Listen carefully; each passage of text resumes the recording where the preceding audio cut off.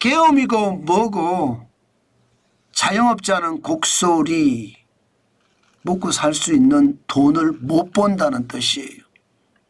그것도 서울 지역만 그런 게 아니라 전국 방방곡곡에서 폐업에 폐업, 줄폐업이 계속 일어나니까 당연히 돈을 못 벌잖아요. 소득이 안 생기잖아요.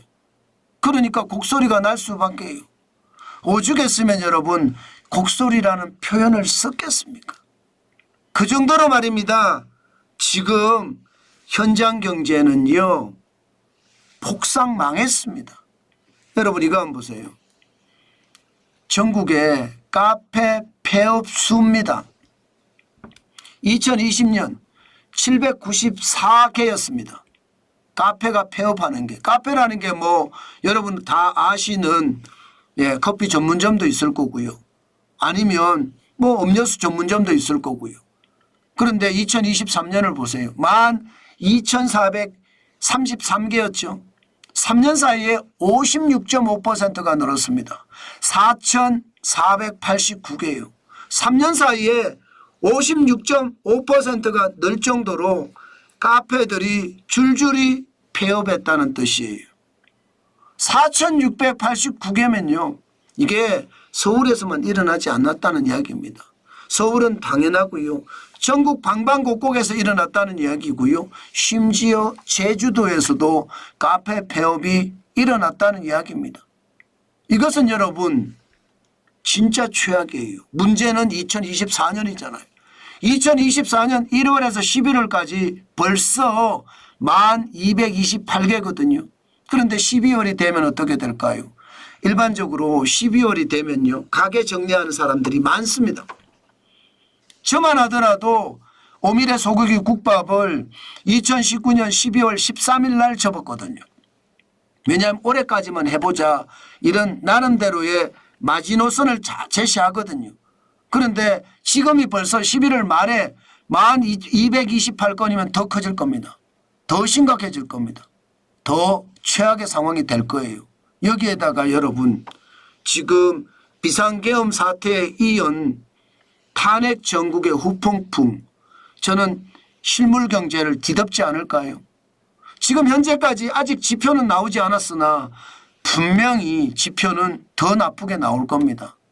이것은 자영업자, 현장 경제에서 일하는 사람들에게는 최악의 상황으로 지금 몰려가고 있다. 이렇게 얘기해도 틀리는 말이 아닙니다. 안 그래도 어려웠는데 설상가상 엎친 데 덮친 격, 상처난 곳에다가 소금 뿌리는 격이 됐다는 뜻이에요. 왜 어려웠느냐? 여러분 보세요. 실제 5대 시중은행의 무수익 여신이 엄청납니다. 1년 사이에 20%가량 늘었습니다. 19.58%.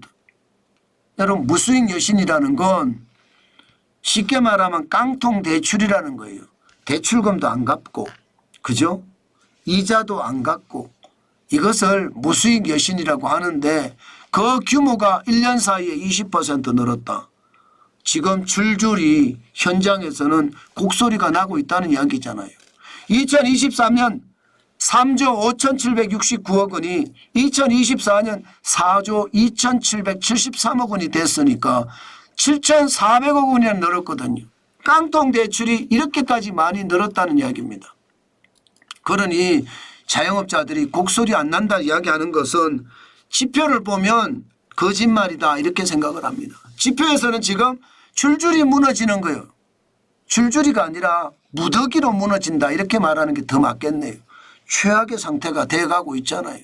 그런데 자영업자만 이렇게 무너지느냐? 아니에요.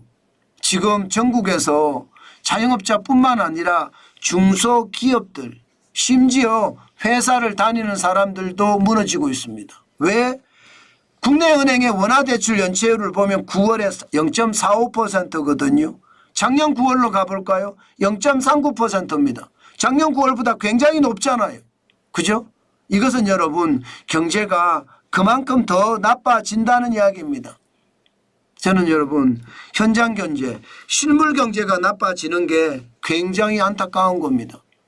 그럴 수밖에 없을 거예요. 이게 뭐 3중악재 내지는 4중악재, 5중악재라고 이야기하거든요. 우리 경제가 이런 적이 있었나요? 기본적으로 말입니다. 소비가 안 좋으니까 모든 곳에 영향을 미쳐요. 모든 곳에. 게다가 이 소비가 더 안 좋게 생겼습니다. 예. 계엄 사태에 이어서 탄핵 정국이 앞으로 계속이 되면요. 결국은요.